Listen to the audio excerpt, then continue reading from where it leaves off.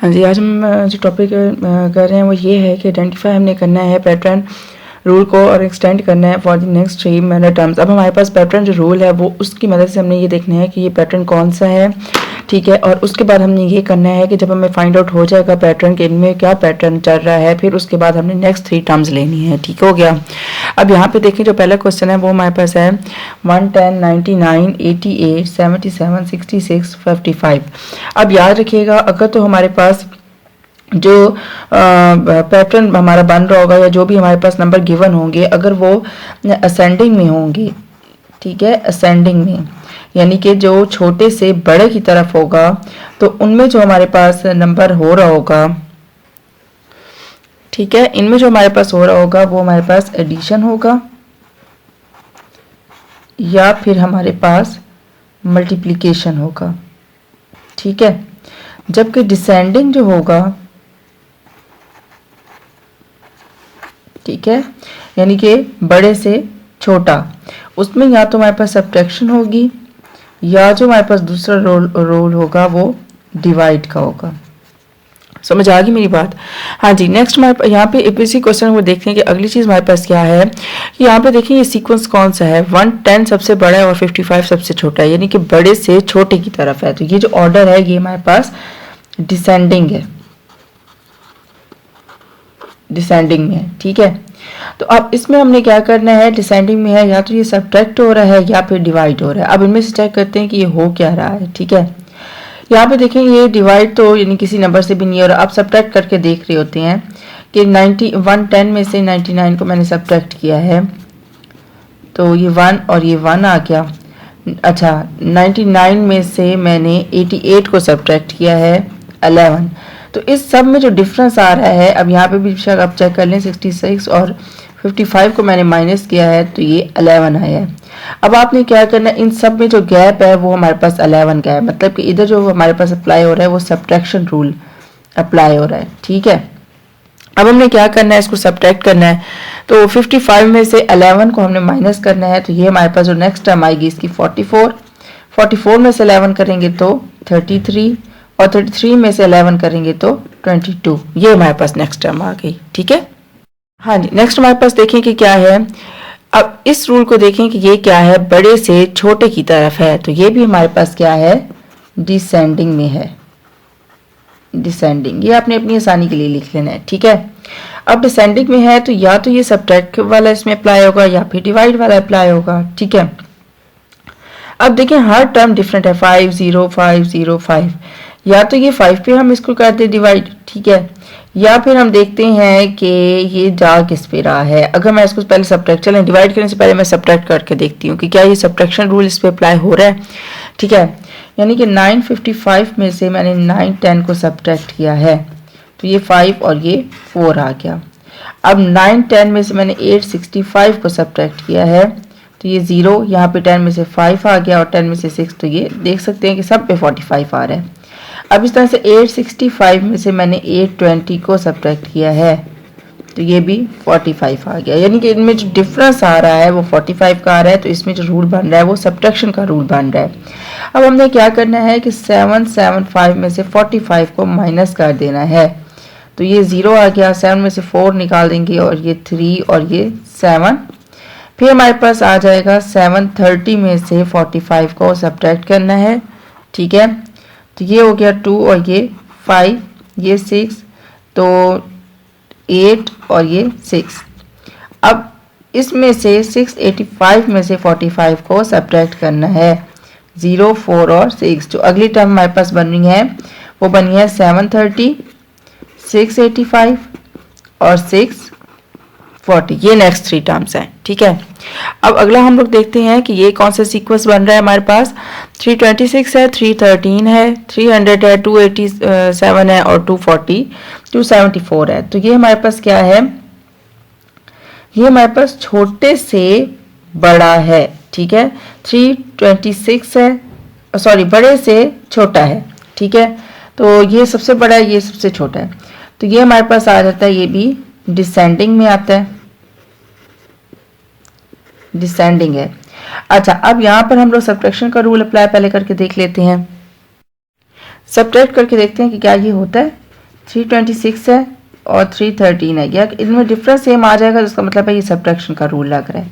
13, अच्छा 313 में से 300 को मैंने सब्ट्रैक्ट करना है 13, फिर यहाँ पे देखें 300 में से मैंने 287 को सब्ट्रैक्ट करना है। चेक आपने इस तरीके से कर लेना है ताकि आपको इजी हो जाए, ठीक है।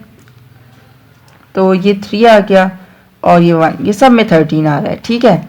तो डिफरेंस तो 13 आ गया, यानी कि सब्ट्रैक्शन रूल इस पे लग गया है। अब हमें क्या करना है कि 274 में से 13 को सब्ट्रैक्ट कर देना है, 1 6 और ये 2। नेक्स्ट हमारे क्या रहेगी 261। अब 261 में से मैंने क्या करना है 13 को सब्ट्रैक्ट करना है, ये 5। 11 में से हमने 3 को सब्ट्रैक्ट किया तो ये आ गया 8 4 और ये 2, तो 248, ठीक है। अब 248 में से भी मैंने 13 को सब्ट्रैक्ट करना है, ठीक है। तो 8 में से 3 निकालेंगे तो हमारे पास 8 में से 3 5 3 और ये 2, तो ये 235। तो इस तरीके से आपने इनको चेक करना है कि आपके पास पैटर्न कौन सा बन रहा है। पहले आप अगर फॉर एग्जांपल यहाँ पे अभी सब्ट्रैक्ट करना होता तो फिर मैं उसको क्या करती, डिवाइड करके देखती कि इनके में डिवाइड का पैटर्न कौन सा आ रहा है, ठीक है। तो इस तरीके से आपने इनको सॉल्व करना है। आप अगर स्क्रीनशॉट लेना चाहते हैं तो इसका ले लें, ठीक है। हाँ जी, अब हमारे पास जो नेक्स्ट क्वेश्चन है वो 4 है। इसका हमने क्या करना है कि ये हमारे पास 56 है, 112 है, 224 है, इनके 448 है, 896 है। तो ये हमारे पास क्या है, छोटे से बड़े की तरफ है। तो ये हमारे पास है असेंडिंग, असेंडिंग है। अब असेंडिंग के मैंने आपको बताए थे 2 रूल हैं, या तो ये हमारे पास ऐड होगा या फिर ये मल्टीप्लाई होगा, ठीक है। अब देखते हैं कि इसको हम ऐड करके देखते हैं, ठीक है, कि इनमें क्या एडिशन के हिसाब से आएगा या मल्टीप्लिकेशन के। हाँ जी, 112 में इस 56 को हमने सब्ट्रैक्ट करना है, तो ये आ गया हमारे पास 6 और ये आ गया 56, ठीक है। अब देखें कि ये जो हमारे पास 112 है, अगर मैं इसमें इसी तरह 56 को ऐड करूं 7 6 और 1, तो नेक्स्ट टर्म ये वाली हमारे पास नहीं आई, ठीक है। तो इसका मतलब है एडिशन का रूल इस पे अप्लाई नहीं होता। अब मैं क्या करती हूँ 56 को मैं 2 पे डिवाइड कर देती हूँ, ठीक है। तो 2 जार 4, 8 जार 16 आ गया। अब इस तरह से 112 को भी मैं 2 से डिवाइड करती हूँ, 2 5 जार 10 और 2 6 जार 12, तो ये 56 आ गया। हाँ जी, सॉरी, इस पे तो हम लोग ने डिवाइड का रूल अप्लाई करना ही नहीं है ना, ठीक है। या तो ऐड होता है या मल्टीप्लाई होता है, ऐड वाली चीज़ तो नहीं बनी। अब मल्टीप्लाई करके देख लेते हैं कि 56 को मैं 2 से मल्टीप्लाई करती हूँ, 2 6 जार 12, 2 7 जार 10 और ये 11। तो यहाँ पे देखें कि ये 112 आ गया है। अब 112 को मैं फिर 2 से करती हूँ, तो 2 जार 4, 2 और 2, तो नेक्स्ट टर्म आ गई। इसका मतलब है ये जो सीक्वेंस बन रहा है ये मल्टीप्लिकेशन का सीक्वेंस है। तो अब आपने क्या करना है कि 896 को 2 से मल्टीप्लाई करना है, 2 6 जार 12, 2 9 जार 18 और 1 19, 16 और 1 17, तो 1792 आ गया।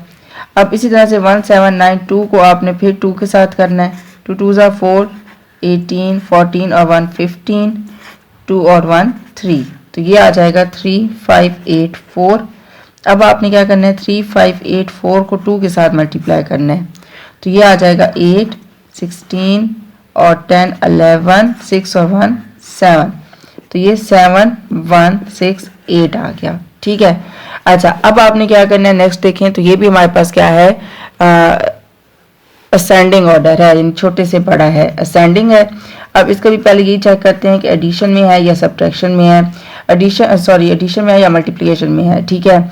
अब 10 में अगर मैं 5 जमा करती हूँ तो 15 आ जाएगा, ठीक है। फिर 15 में मैं 5 को ऐड करती हूँ तो 20 आ जाएगा। इसका मतलब है ये जो सीक्वेंस है वो एडिशन का है, ठीक है, मल्टीप्लिकेशन का तो नहीं है। क्योंकि अब यहाँ पे देखें कि मैं 10 को अगर 2 से मल्टीप्लाई कर देती हूँ तो ये हमारे पास आ जाएगा 20। अब 15 को अगर 2 से मल्टीप्लाई कर देती हूँ तो ये आ जाएगा 30। तो अगली टर्म्स तो ये ना बनी, इसका मतलब है ये मल्टीप्लिकेशन नहीं है हमारे पास, ठीक है, एडिशन में है ये। तो हम क्या करते हैं कि 10 15 20 इन सब में, अब 35 में 5 को मैंने ऐड किया है 40, 45 और 50। ठीक है। हाँ जी, क्वेश्चन नंबर इसका जो लास्ट है, इसको सॉल्व करने से पहले अगर आप मेरे चैनल पे नए हैं और अभी तक मेरे चैनल को लाइक और सब्सक्राइब नहीं किया तो काइंडली मेरे चैनल को लाइक और सब्सक्राइब कर दें।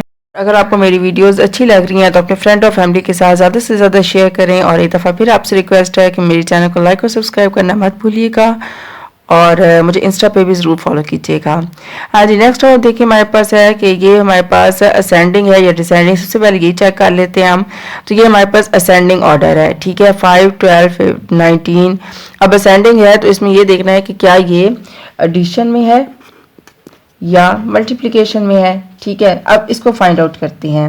अब देखें, जब भी हमने एडिशन का करना है तो हमने क्या करना है कि 5 है यानी 12 में से 5 को अगर मैं निकाल दूं, ठीक है, 5, 6, 7, 8, 9, 10, 11, 7 आ जाएगा। तो अगर मैं 5 में 7 को ऐड कर देती हूँ तो 12 आता है। ठीक है, अच्छा, अगर मैं 12 में 7 को ऐड करती हूँ, 7, 8, 9, 19 आता है। अगर मैं क्या करती हूँ कि 19 में 7 को ऐड करती हूँ तो ये आ जाएगा 26।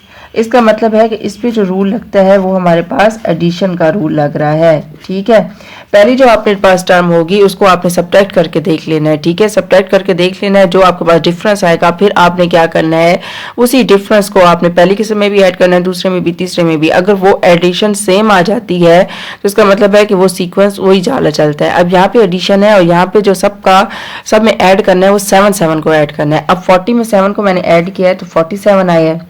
47 में 7 को मैंने ऐड कर दिया, 7 7 14 आ गया और ये आ गया 54।